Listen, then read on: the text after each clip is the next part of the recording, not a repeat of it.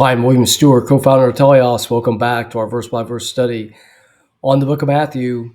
We're in chapter 22, where the leaders of Israel are trying to entrap Jesus in the days before his resurrection, his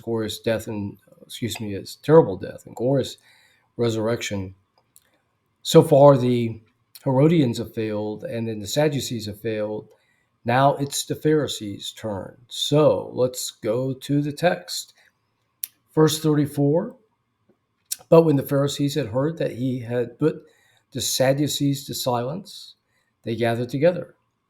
And one of them, which was a lawyer, asked him a question, tempting him and saying, so tempting here, prosmos in the original Greek, really is tempt or test. They're testing him, trying to get him to say something controversial that will either cause him to be arrested or the crowds that are favoring him right now of the people in Jerusalem would turn away from him. And so remember, the Pharisees they're really the experts in the law. They were quite numerous. They held a lot of religious and political power. They probably were the paramount group in Judea holding religious power, even though they had a lot of competition. Master, again, the Pharisees said, the lawyer said, this is a bit of a joke. They did not consider him his master. Plus, at the same time, they're degrading him because he's really God. So they're getting two punches in one word. He knows they're lying about considering him as master. Plus, they don't recognize him. Which is the great commandment of the law being the Mosaic law. Jesus said to them, "Thou shalt love the Lord thy God with all their heart, with all their soul, and with all their mind." Okay, so this comes from Deuteronomy 6:5.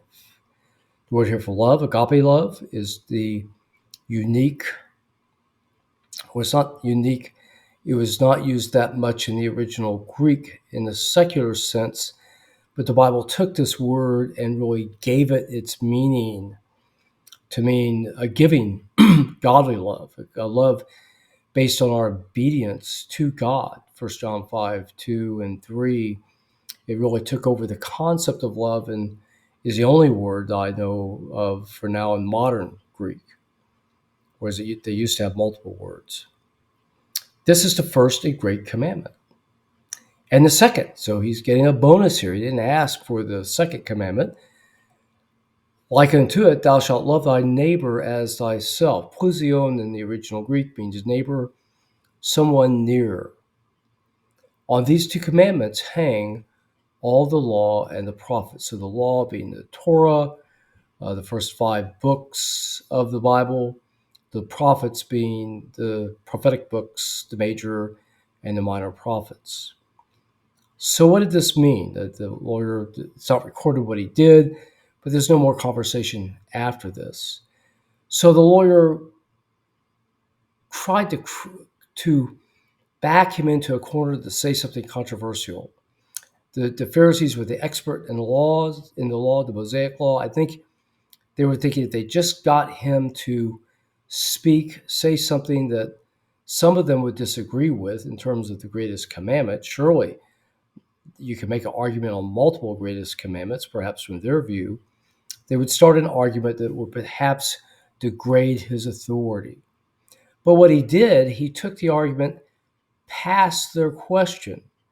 It was brilliant and answered something that they should have been asking instead. And this is a point that God has made in the Old Testament and now in the gospel times and Christ, that the Jews who had the law and thus all the advantages of knowing God did not move past the legalistic interpretation of do this and do that to a heart that loved God and feared God and had mercy on the people around them.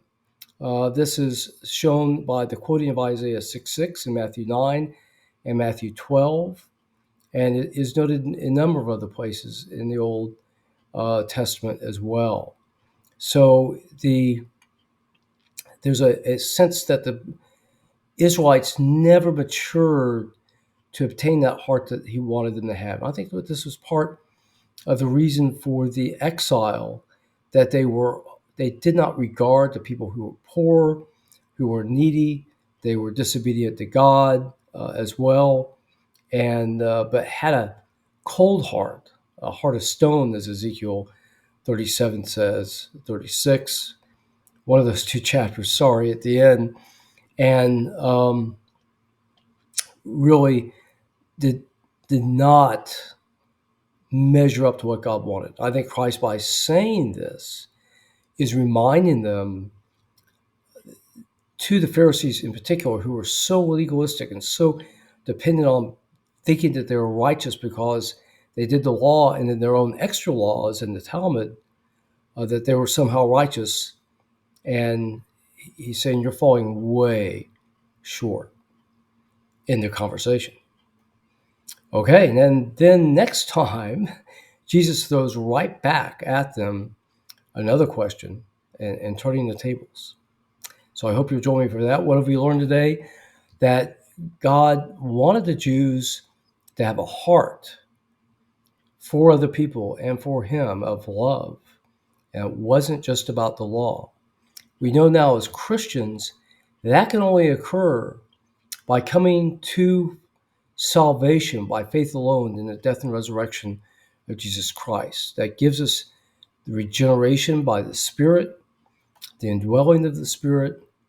It's by these things we're able to obey and serve and love Romans 6, and as I mentioned before, 1 John 5, verses 2 and 3. Thanks for joining me today. I'll look forward to seeing you as we wrap up this great chapter in the next video.